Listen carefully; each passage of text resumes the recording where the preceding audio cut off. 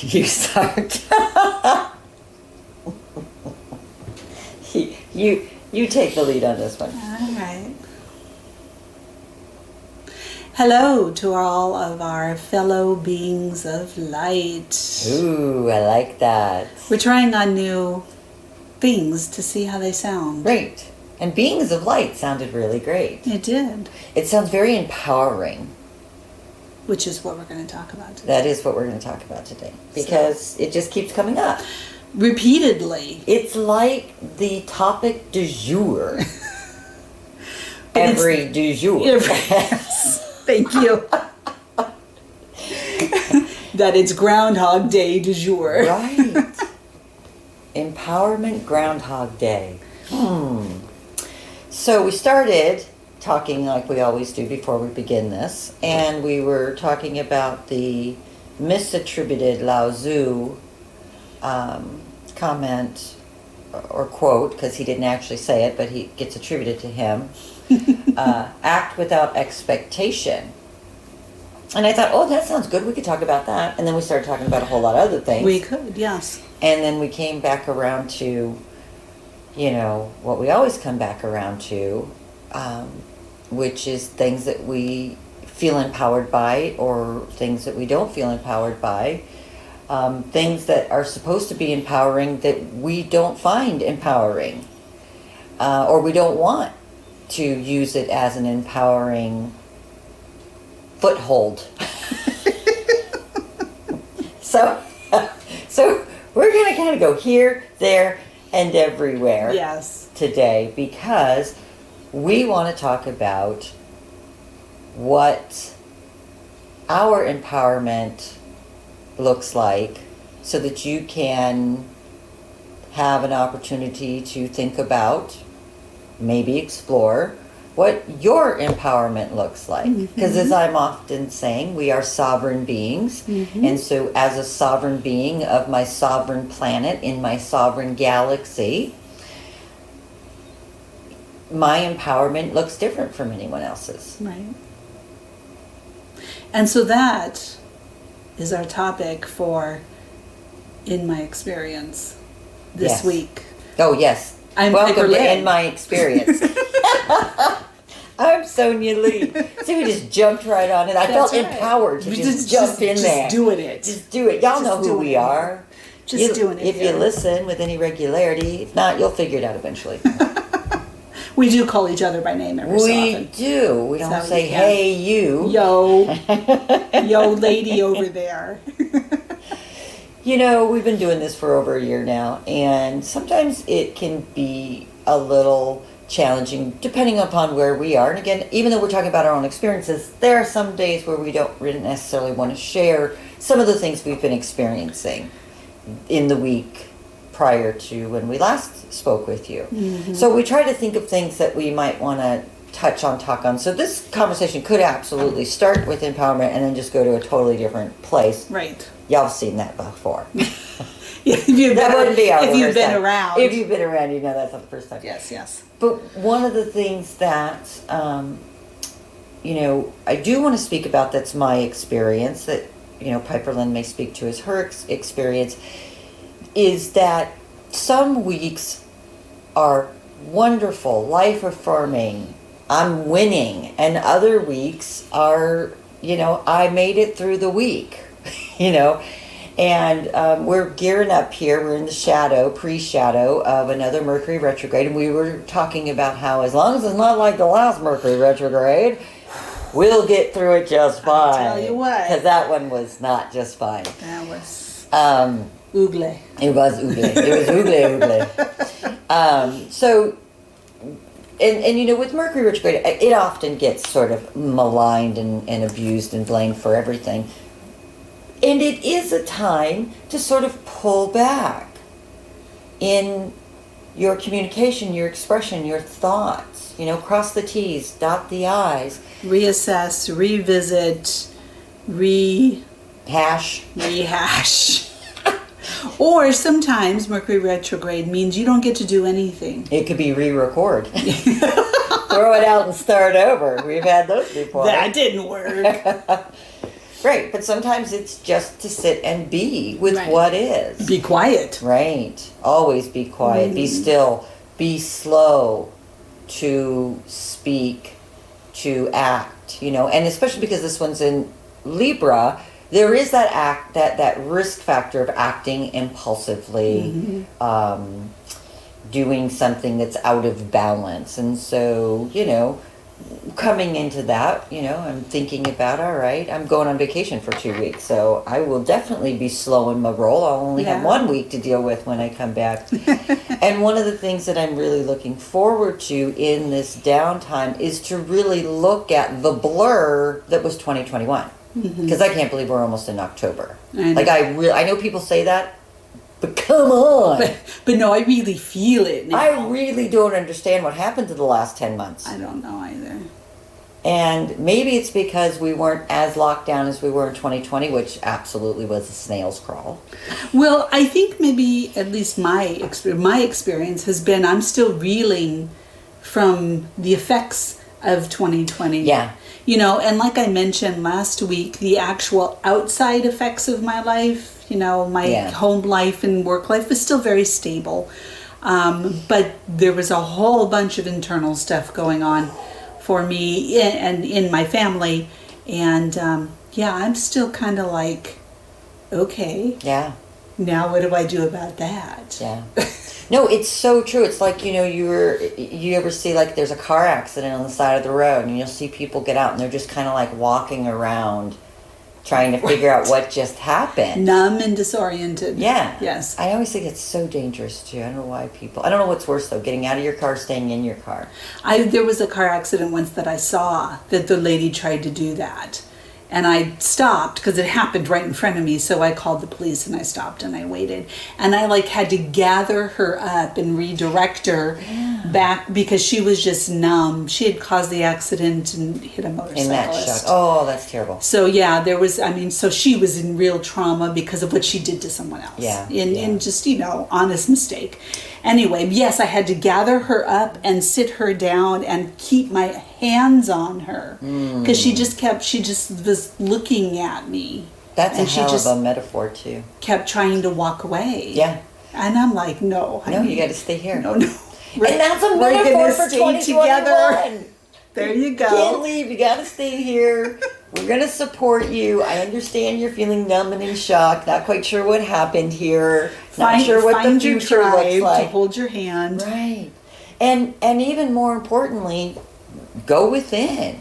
Mm-hmm. And, now that some of the fear and the shock is wearing off, and hopefully those things are wearing off and you're not still in shock and fear and worry. Right.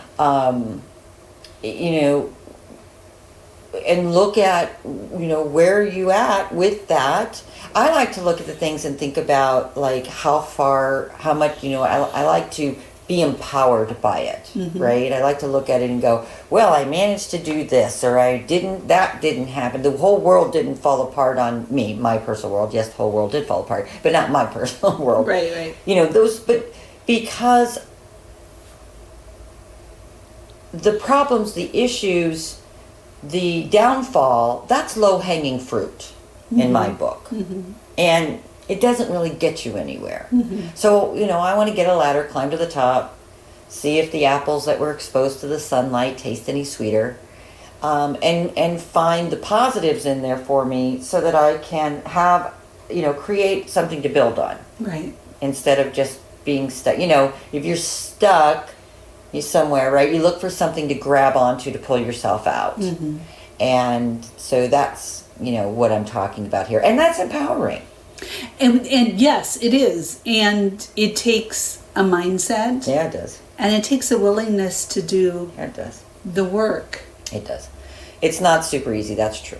No, but it's doable. You practice it, you gain the muscle for it. Right. I mean, and that is, I remember when I was going through therapy years ago, and I sat there and I knew it was at the end of my therapy because I looked at my therapist and I said, well, that's great. I appreciate the fact that I understand all of this. Right. And I see it and I get it and I have worked through, but there's still now what else do I do?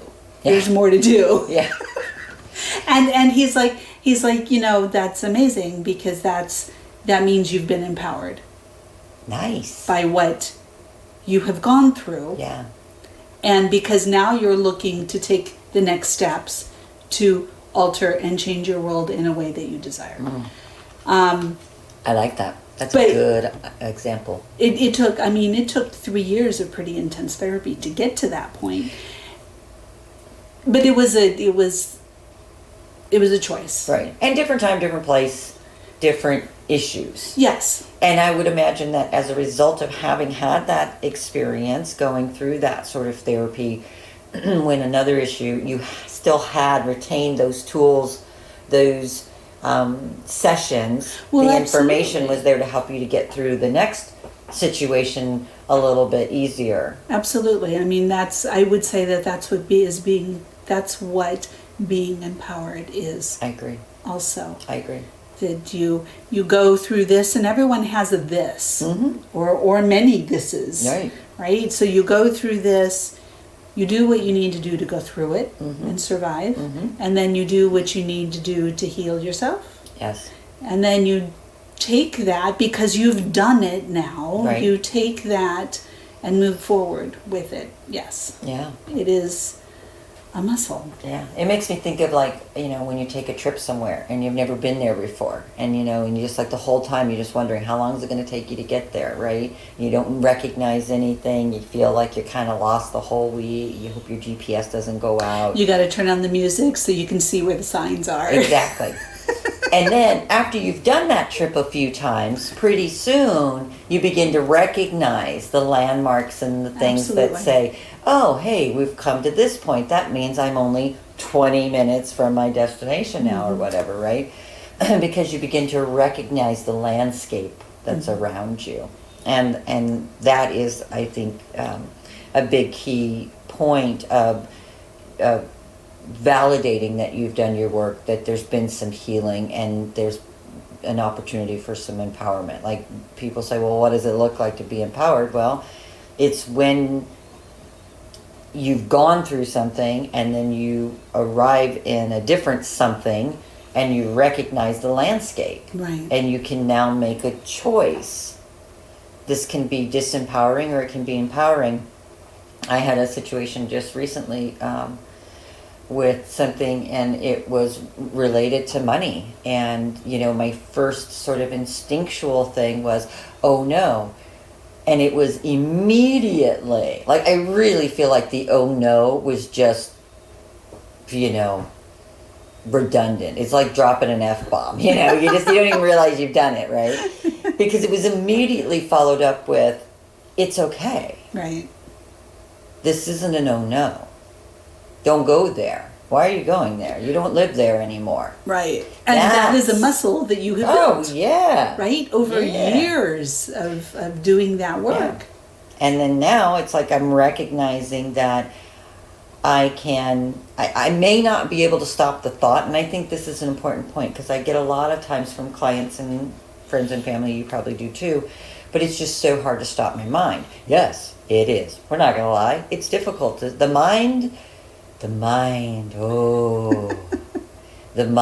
can be the best chess player you'll ever encounter. Right. And you still want to play with them every week.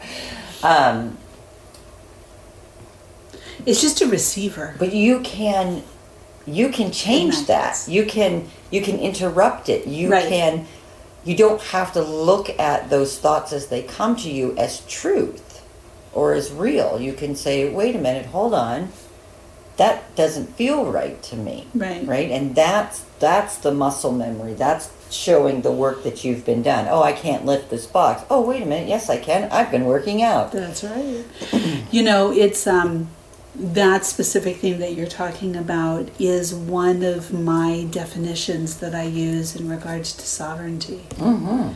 Because we have thoughts that just go through our head, but our sovereignty is what we choose to pay attention to and what we choose to do with it. So are we going to pay attention to the thought that we don't agree with or don't want to agree with or doesn't move us or create the type of person or life that we want? And that's time, that's discipline. It takes practice. It does. It takes practice and it takes work. But it is through that process that we are training ourselves, strengthening ourselves, so that we can direct ourselves. Right. From a state of disempowerment to empowerment. Right. I agree. I think that's a beautiful way to put that. And that sovereignty and that ability to, it's not just thoughts, it's feelings as well. Yes. That's what I was going to share. Because sometimes you can think I can't control my feelings. And it feels like, I tell you what, there are times where it really feels like it. Empath, Pisces Sun, right? Oh, yeah. Mars and Aries Yeah. with my anger, right? So there's all sorts of experiences like that. Yes, I feel like I can't control my emotions. Yeah, yeah. Or get easily triggered by a feeling, not an emotion, but a feeling that comes from outside. And that's the thing that has been my opportunity for growth since 2019. You know, everybody is sort of like, so think of it like, so in the 80s, we used to go to this bar called Denim and Diamonds. And one night of the week, sorry, they would I just remember it well. So. we all do if you live here in the Phoenix area. Oh, because there was one night of the week it was ladies' night. And from like 7 to 9, they had like Chippendale strippers. It was 25-cent well drinks. And, you know, for $1, you could get a nice little buzz, you know, spend the rest of your $10 by tipping. And, you know, and then afterwards go to, I don't know, Jack in the Box or something, right? Yeah. But when 9 o'clock ended, and it was so funny because they had these like big wall partitions that separated like the pool hall side from the bar dance floor side. And you know, they moved around a lot, but at this one particular location that I remembered, that was the setup. And at 9 o'clock, like I just imagine these men, which is why I never stayed. These men would just get like listen to all these women on the other side just whipping themselves into a frenzy here, right? With the boom, boom, boom, boom, boom, boom, boom, boom, boom, right? And then they open the doors, and then it's just like meat market, right? Where everybody just sort of rushes and collides with everybody. And sometimes that's what it feels like being an empath. So Somebody has club. opened up, pulled back the partition, and now all the bodies are just coming into contact with each other. And, you know, it wasn't my thing then. It's not my thing now. Right. You know, it's not comfortable for me. Now, but that's nobody's problem but my own. Right. And that's what I'm trying to learn. And it's nobody's problem but my own if I'm experiencing discomfort because my feelers are feeling others. So that's empowerment in progress. That's unbelievable. I mean, that's amazing empowerment and amazing sovereignty. Yeah, exactly, because you're taking the ownership. So that kind of empowerment, and I set that up on purpose, because we were also talking about some empowerment that we aren't so fond of. Give us the heebie-jeebies. And it's just words. They're just Right. terms. And the energy there's- to them is not. There's good people doing good work, Not too. saying anything wrong against it. You do you, boo. But the overused, bastardized Yes. terms, and we are searching. I don't say struggling. I don't know if it's a struggle. It's but not a struggle. We are searching for a way to express future work that we're talking about, and not using the terms that are common or misused or overused. Yes. Yes. And I was talking earlier, and like as a comparison, remember, what was it, Tiger King? Yes. Tiger King, right? Didn't Last watch year. it, but I heard about it. Yeah, I didn't watch it either because it was a thing and everyone was And watching don't tell it. us how great it is. We're still not interested. Right, I'm not going to watch it. And if you know enjoyed what? it, excellent. After you, Carol Baskin. I did see the songs and the dances on TikTok, so does that count? I just remember that was like the phrase of 2020. So anyway, I did not see that, and they have another one coming up. I've heard advertised coming up sometime before the end of the year on Netflix, and so, you know, whatever, I'm sure people will watch it. It was so overused, oversaturated, and I'm sure that everyone has their thing that they feel is just so oversaturated that they can't participate. I drove a few people crazy with Jason Mraz for a couple of years. I get it. You were huge, yes. When he came out with No, I was all over that. I know. So. I hear that. I did not feel oversaturated by you, but I do understand what you're saying. Yeah. So yes, absolutely. So there is the specific type of empowerment that we were talking about is the term. So she's wanting to talk about female empowerment. And I have no problem talking about this at all because I see this in a lot of things. And my issue with it, and it's just my issue, and I'm working through it, but it's also not really an issue. It's more of a question. It's more of a, I wonder what the hell they're talking about. Because while I understand the foundation, the groundwork, the premise, the grassroots, beating the bush, yes, we want to make sure that everyone feels empowered. And we're specifically targeting this demographic. Okay, I get it. Right. At times it feels like it's at the exclusion of others. And we tend to have this tendency, in this country, not going to speak about any other country, but in this country, where we want to create something that is special and exclusive through the process of forcing inclusivity. And it just makes me go, what? And there are a lot of others that we could talk about with that, other types of discrimination and things like that. The one recently I just heard was the missing white woman by the press. And I'm not saying that that's not a thing. I do like to see equal play, but I don't get my news from the mainstream media. I look at different outlets, and there are, with the advent of the internet, more information is getting out about more people all over the place, and I think that's a good thing. And as you've told me before, these are baby steps. We still have a lot of very tender people that are trying to work through their pain, and I do honor that. I just wonder, though, do we take the toll road, the bypass, in dealing with some of these things? These issues didn't create overnight, and they're not going to be disassembled overnight. And I think sometimes in our passion, we end up, instead of lighting a fire, we burn the whole town down. Yeah. That's the way I see it. Now you can talk about what irritates you about it. I've already just laid out they'll all send me the hate emails. It's okay. I don't know if that'll happen.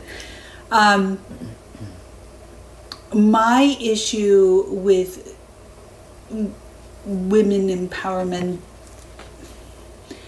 has to do with the boss babe mentality. And while I wholeheartedly, I'm an entrepreneur, I'm self-employed, and I have been for... You're a female leader. For a while right now. In your life, yeah. And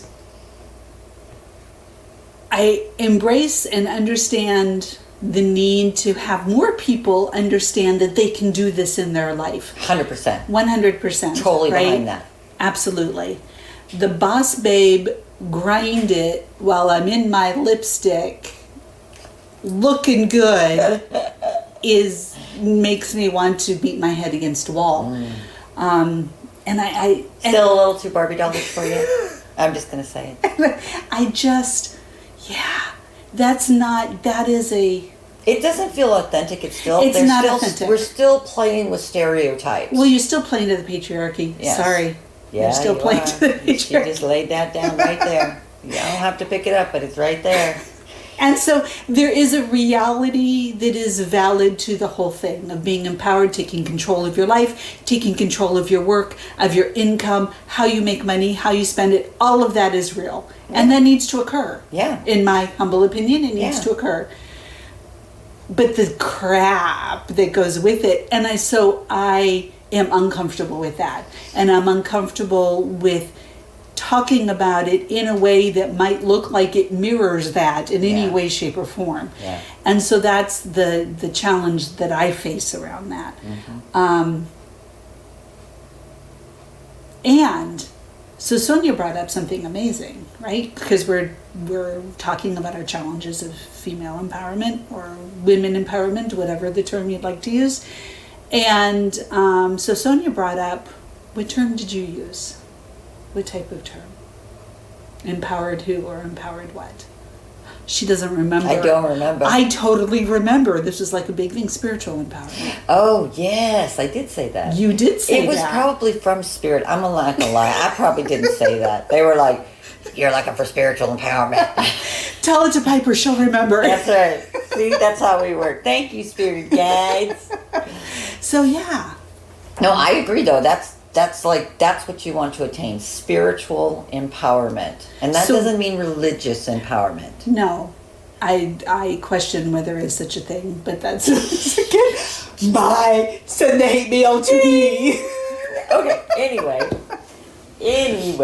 Moving on, spiritual empowerment. So let's talk about, and this is all fresh and new, we haven't discussed it at all. So let's talk about, Sonya, sitting here thinking about it, what does spiritual empowerment mean to right, me? what does that mean to you? It means that I'm a sovereign being, right? And it doesn't mean that I don't believe in a God source or a deity, or that I am. But what it does mean is that here on this plane, in this physical incarnation, my spirit inhabiting this body is an autonomous unit, right? And that's because I believe in free will. Yeah. And because of my belief in free will, that means that I can make my life great or I can make my life hellish. I can view it through that lens or any lens that I choose. And because I choose to see myself bigger than just the third dimensional quote unquote reality construct, that means that I'm not really working on physical empowerment or gender empowerment or human empowerment, but I am empowering my soul. That's what that means to me. Lovely. And that's what I'm working towards. Right. And that allows for the human frailties. Like I don't have to beat myself up anymore for being human. I remember that I'm in a meat suit, right? In my mind, I can lift 500 pounds. My body begs to differ. Body says, I don't think so. My energy arms can reach across the room, right? But my human hands can barely reach across this table. I can tell you my energy body is at least 50 feet high. Right. At least 50 feet high. Yeah. And so having this knowledge or awareness of something bigger than our physical body that is us, and managing that in this 3D body, this 3D form, and bringing forward that larger part of us that we want to express. Yeah. So, yeah, this is a very personally centered experience. Oh, yeah. Which absolutely is going to include your gender, your race, your age, your looks, your abilities, your disabilities, all of the above. That are living within some core truths, I think. I agree. Truths with a capital T. Truths meaning that it is a truth of the universe. Right. And thereby not subject to interpretation or bastardization by you or someone else, right? Universal law is is like that. We've been given a few, sort of static to work dynamically with, and when you know that, like gravity, okay, I'm this wonderfully sovereign spiritual being. I'm still not walking off the edge of a cliff, right. Because gravity is a universal law. Gravity is still a thing on this planet. And my physical body is still made up of matter that is delicate from a 50-foot drop.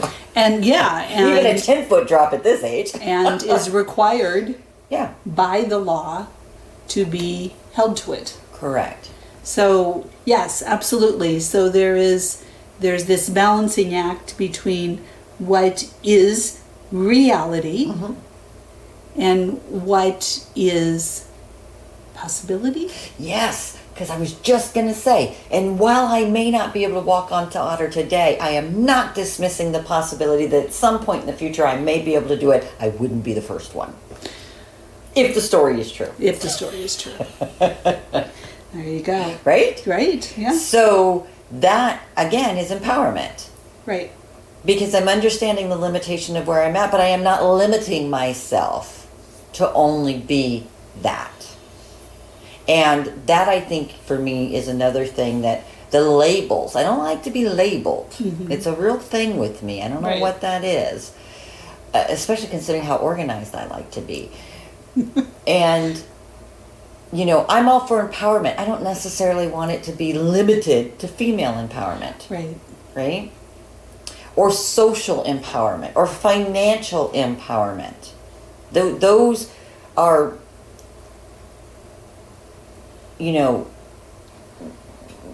not multi-dimensional. They're unidimensional. Right. And I'm a multidimensional being, which means that I can be or not be all of these things we were talking earlier. I too have been a leader. I too have definitely come most of my life from a very masculine external projection. And I'm learning that a lot of those were based on a way to keep myself safe by appearing strong, and now it's safe for me to be vulnerable as well. I don't have to show up as hard and strong, and I'm actually redefining what all of that means. Right, absolutely. Within myself. Oh, yeah. Because that might be a judgment that I might rescind later. Right. I might go, you know what, no, I'm pretty good with my masculine, it serves me well, and it does. Right. And that's how we find the balance, right? This is what this Libra... See, this is some of the things you can think about during Libra retrograde. In case you was wondering. The balance between male and female, yes, or feminine and masculine. Yeah. Yeah. And being empowered in both. Like, I don't need to be empowered at the disadvantage of the opposite sex.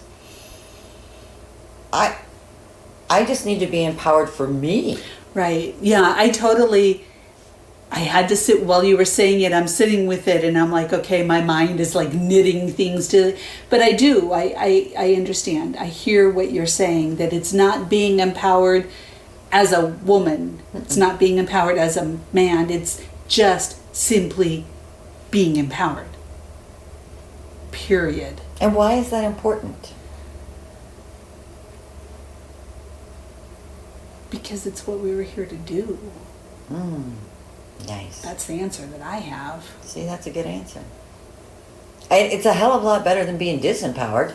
Ask anybody that feels disempowered. I guarantee you they're going to like, boy, I'd love to feel more empowered. Absolutely, right? We get that all the time from our clients. So there you go. This is how you be more empowered. Right. Spin it till you win it. I won't say the other train because I never really cared for that one. What? Fake it till you make it. Oh, gotcha. Because I don't think you faking it's going to get you there. Faking has got you to where you are at right now. This is why you feel so disempowered, because you got imposter syndrome, because you feel like you're full of crap. Right. And the fact of the matter is you just recognize that just allowing yourself to understand that you're disempowering yourself is the most empowering thing that you can do. Just that acknowledgement in that moment. It just shifts. Doesn't that sound so easy? So powerful. It's like moving a mountain. requires And not just saying it, a though. willingness. Yes. Yes. You got to believe it. You got to be willing to You have to accept be that. willing to believe it. Yes. Yeah. You may not believe it at first. Right. Right? If you've been in years of disempowering situations or repeated situations, you really might not believe that this is possible. We have seen the greatest empowerment uprising since the Dark Ages. Yeah. And it has been the workforce. Right. Have y'all noticed that? We 'Cause talked it's about right this. there. Yeah, we talked about this once before, and we mentioned it last week about the workers who don't, Right. the They're looking people for are something doing different. right. And I am just like dancing for this, and I completely understand that there are pains and challenges and Sure. problems and difficulties and in all of that for the people who are doing it, for their family members, for the public at large. All of that is a real thing, because it's change, Yes, it is. and it's big change That's scary change. for this country, Yes, it is. because that's not how we, whether we talk about it or not, that's how we have created this country. I heard a story, talk about disempowering. I heard a story yesterday about someone that had gone into a Chipotle to get some food, and they were told that they were closing down early because they didn't have enough staff, and the person pulled a gun out and said, "You're going to make me my Chipotle." That's Now- how difficult this is. Yeah. And how disempowered that person must have felt to have to resort on camera to pulling a gun out somebody for a $6 bowl of some barbacoa. Yeah, and think about how disempowered those employees must have felt. But yet at the moment, I would say to you that this can be an empowering moment for you. If $12 an hour or $10 an hour or $7 an hour isn't enough for you to have some knucklehead put a gun in your face over some raspberry chipotle chicken, then be empowered enough to go do something else. Right. That right there is your call to action, because you definitely can do something better than anything better than that. Well, and then it goes back to the fact, and I agree with you, absolutely, 100%. But that means you have to change. Yeah. You have to change. That's the whole sovereign thing, It right? is. That's the whole sovereign Only you thing. can do it. Only you can do it. Only you can change your thoughts. Only you can change your actions. Is it hard? Of course it's hard. Sure. Of course it's challenging and difficult, and But is it any more scary than having someone put a gun in your face because, well, I think everyone has a line, yeah. right? When you hit that line, you're like, okay, I'm done. Yeah. And I don't, and some lines may be really close, and Oh, some I've got lines some may really- be really long, and that has to do with fear, and Sure. but yeah, I think everyone does have a line. And the And lines maybe that were would be the drawn line. the last year. We were drawing lines all crisscrossing all over the Oh, globe. we've had lines drawn. And at each new one, while it feels incredibly disempowering, I'm going to offer to you to look at it as an option, as a choice. I can choose to accept what this is before me, or I can choose to do something different. Right. And while there's a lot of frustration over a lot of choices that people are making or not making, and is it selfish or is it not selfish, I would just venture to say that it is individual. Right. And I believe that as a collective, we will still work this out without anyone being forced into a choice that they are not, for their own personal reasons, able to make. I have mentioned how I've been watching Star Trek: The Next Generation. Yes. So there was one, and I won't go into it, but it just made me think of it, that there's this one scene where someone has been met with a traveler, and it's time for them to move on from the life that they've been living, to become more aware and more conscious and empowered and a stronger being in being able to alter and change things in the world. So we'll just say that. So anyway, his mentor is calling him to do that. And he's like, but we're right in the middle, like things are about, it's a throwdown. Throwdown is going to happen. Weapons are being drawn and pointed, and people are screaming, and insanity is beginning to occur, and they stop time for a moment to talk about it. And his mentor says to him, have faith in their ability to work it out. Oh, that gave me goosebumps. I know, huh? That's going to make me cry my eyes out. I know. I believe. I feel it. That's faith. He's like, you can't change this for them. No. Have faith that they can do it. And of course, because it's TV, they do. Right? In a way that's wonderful, that's unexpected, that isn't planned on. Sure. But they open themselves to opportunities, and they come to an agreement that works for everybody. Art imitates life. And it resonated for me when I saw it, and I have done that in the past, in my personal life, with my clients, and I think it's something that we can all consider. Yeah. That we can, if we have faith in ourselves and our collective, that we can figure it out. Because I tell you what, I'm going to guess that a lot of people don't have faith that we can do that. Yes, and I would agree with you on that. And I'm trying to look up, because there was a book, and I think we talked about it last year on this podcast, and I think it was called Paradise in Hell. Paradise in Hell on Earth. Anyway, and basically it was a story that a woman wrote about some of the worst catastrophes on this planet, and how a paradise built in hell, the extraordinary communities that arise in disaster. It's by Rebecca Solnit, Solnit.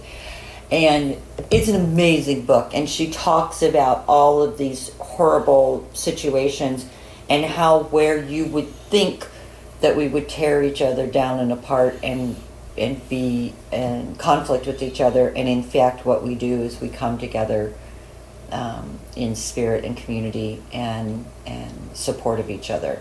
And we do it time and time and time again. There are a lot of really horrible life experiences that have happened here. And there are an equal measure wonderful, empowering, life-supporting and affirming experiences that happen. And that is what we're here to do. Swing that pendulum back and forth, and hopefully, at the end of each of our individual lights, find some balance. But I have faith. I'm with you. I have faith. There have been lots of times where I didn't think so, and then things happen that make me go, you guys. I think that, and that is... And girls. Guys and girls. Guys and girls. That is spiritual empowerment. Yeah. That is spiritual empowerment. And that is us doing it on a level that surpasses us personally. Yes. That allows for us to see life from within, as well as observing what is happening outside of our own individual bubbles. We tend to vacillate between refusing to look within ourselves or only looking at it from our perspective. And yeah, this is why we have convex and concave. Sometimes you take in macro and micro, because yin and yang. Yes and no, left and right. Right, up and down, cats and dogs. It's about, balance, standing on that board, and you being, or maybe you're the fulcrum and you're supporting the board. Yeah. I don't know. Who knows? How empowered do you feel? what is that quote? Is the sign of a mature mind, intelligent mind, to consider points of view without having to fight them. And that's totally the wrong way of saying it. But she's paraphrasing. Yeah, big paraphrase. But that's basically what it is. This is my point of view. Whatever it is that I see, this is my experience. This is however big of space I take up for that, it's mine. Yeah. And then there is that is outside of me. Yeah. And being in that space, once again, I see this as spiritual empowerment, being in that space of understanding that both are true. Both are true to the limit or to the extent that the people involved believe that they are. Yeah. And so my experience is this, my belief is this, so on and so forth. And that over there is that. And mine is not any more true than theirs. It's true to me. Right. It's not any more true than their experience. I agree. And that being able to be in that space, like you said, of being the fulcrum of balancing it maybe, or just sitting there and being aware that it is a reality. Yeah. You can't ride a seesaw by yourself. You just fall down on your butt. Yeah. And it's no fun. No, well, you never get any air. Yeah. You need the other side to get some air. There's we're going to put that one on a t-shirt.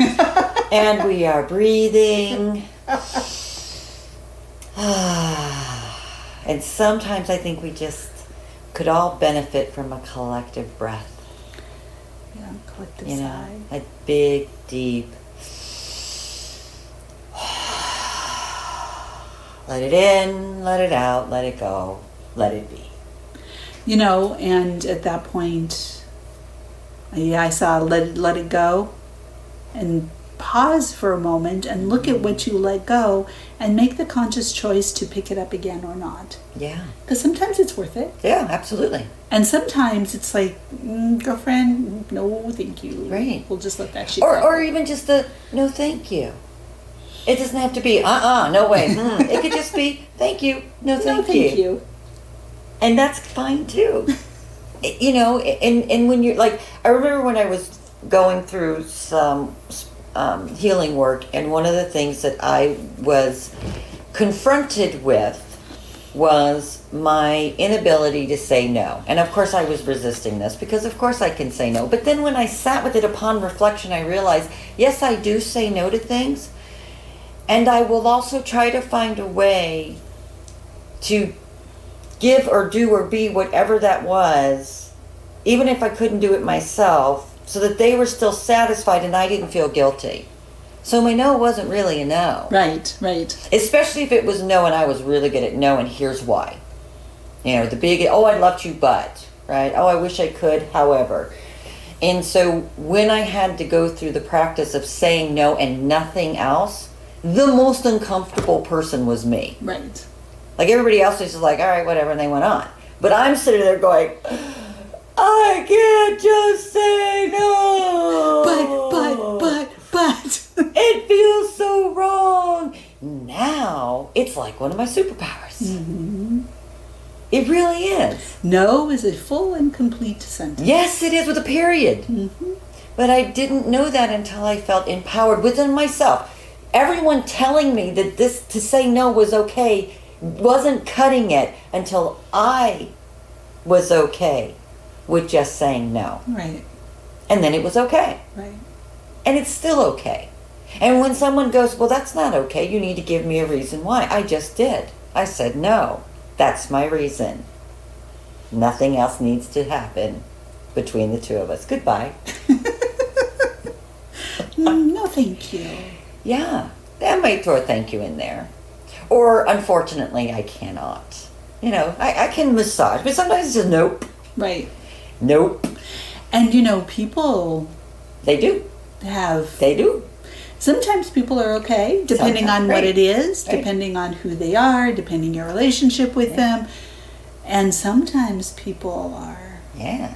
You ever get that where they just look at you like they're uncomfortable and awkward and they don't know what to say now, and you're just sitting there with this like beautiful little smile, serene, Madonna-like smile on your face because you know you feel good, and they're uncomfortable. And while that wasn't what you meant to do, it also isn't yours to fix. It just let them sit with that right. and figure out why they couldn't accept my no. Right. Well, I've had conversations with people, blah, blah, blah, no. Yeah. And I can't believe you said that. Okay. Yeah. You could have been nicer. I said, no. There was nothing mean before or after that. Right, right. And how do you figure? I mean, did you want me to apologize and just, Which is another one that I had to get away from too.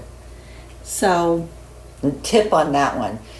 If you are a person that tends to say I'm sorry all the time till it's meaningless, try using unfortunate. That's unfortunate. Unfortunately, how unfortunate for you. There are a lot of ways that you can use. Say sorry for when you've done something wrong and you need to apologize. In fact, I don't even say I'm sorry when I do something wrong. I say I apologize. Mm-hmm. Because I'm very clear. I've also worked on, it's really hard though, this one is still a work in progress. Love. I love everything. I love everyone. I do, except for when I hate it. But most of the time I do. And so I use the word love a lot. Uh-huh. And I know there are probably some people that just think, well, gosh, how can she love her? She just said she loved me. I love everyone. So what's the problem? There is no problem. It's just recognizing that I don't have to explain my love any more than I have to explain my no. Okay, gotcha. See there? Gotcha. Mm-hmm. And so sometimes I do stop myself and go, all right, am I just, literally loving this, or am I just figuratively saying that I literally love this? How's that one for an example, peeps? I figuratively, literally saying it. Yes. Literally, figuratively saying it. And we do that all the time, right? Because one of the things that we are the worst with here is our language. I mean, we just have the most garbage language. It's why it's like the hardest language to learn. Which I tried to learn German. I really find it hard to believe that English was the hardest language. Because German was cray. Don't even get me started on Mandarin. Yeah. However, because we have such garbage in our language, because we're lazy speakers, yes, I'm going to stick with that one. So we talk a lot of trash. Yeah. Right? It's not good, proper English. Well, we definitely fall into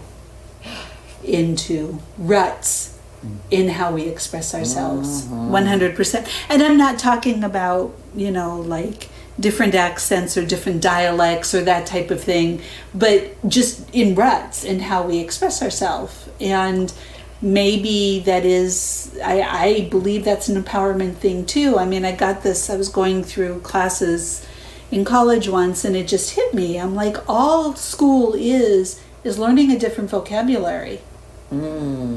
Because you learn what this word means. And identifying where to find information that you don't know.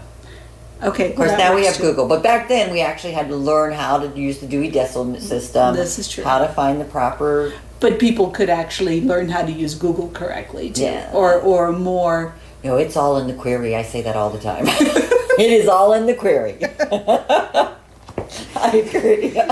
Use it for... Yes, sure. Better usage of Google. Yeah. We'll just put it that way. But, yeah, so I'm like, learning about, and the subjects I learned about were, psychology, and so this may not be true for math. I don't know, because I'm not a great mathematician. Yeah. But it was just learning about new vocabulary. Oh, yeah. And what I have learned in my own personal research, because I am reading and learning all the time on my own, is that I will have these concepts in my head. And then I will read, and I'll be like, oh, that's the word for the concept. Correct. That's the word. So now I can talk about the concept because I have the mutually accepted word for it. Yes. But yeah, I think that I digress. I think that we get into ruts in how we choose to express ourselves. And that is also, or that it can also be disempowering. Sure, I think about every time I do the editing on this podcast and I listen to how many times I start a sentence with so, and I just cringe. I might as well say or like. My public speaking teacher would be rolling in her grave and she's not even dead yet because of the improper use of, just fluff words. Right. And so, I did it again! There you go. Anyway, apparently, as I was saying, I need to think about how I use words when I'm talking, sometimes because I hear myself repeating the same words and phrases. My biggest challenge right now is the F word. I'm working on doing something. My cat's just lost his mind over here. I'm not quite sure what he's doing. Animals in the booth with us. Right? Last week was a bunny. This one is a and kitty. it's like back paws just like going. Okay, you get it. You get it, Mr. Kitty. You just get it. Thank you for breaking that diatribe I was about to go on of disempowering my communication and expression. So. Well, and this is perfect once again to talk about with Mercury going retrograde. Because Mercury's in Libra, and Libra is about helping to make people comfortable and balanced. And so Libra can choose to change the words that they use so that they don't make people uncomfortable. Correct. I love that. That's so true. And so, here we are. We like to start early, so the Mercury retrograde doesn't happen until next week. But hey, let's jump in now. Sure. Let's go now. So revisiting how we choose to. We get the trailer. Communicate. This is your trailer.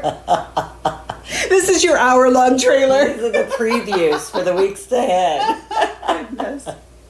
So there's that. There is that. So, in closing, I would offer to you, think about your own spiritual empowerment and what that means. And if that's uncomfortable for you, the empowering of your spirit, soul, self. There's a term. Of your light. Yeah. Beingness. Your being of light and how empowered you feel at any given moment, right? In any given situation, even with yourself. Because I know for myself, I always used to joke, because that was my self-deprecating way, and say, oh, trust me, there's not anything that you could tell me about myself that I haven't already said about myself. What a way to lead a conversation, right? Like, I know I'm an asshole, so there's not anything that you could tell me about my assholery that I haven't already examined on my own. Such bullshit.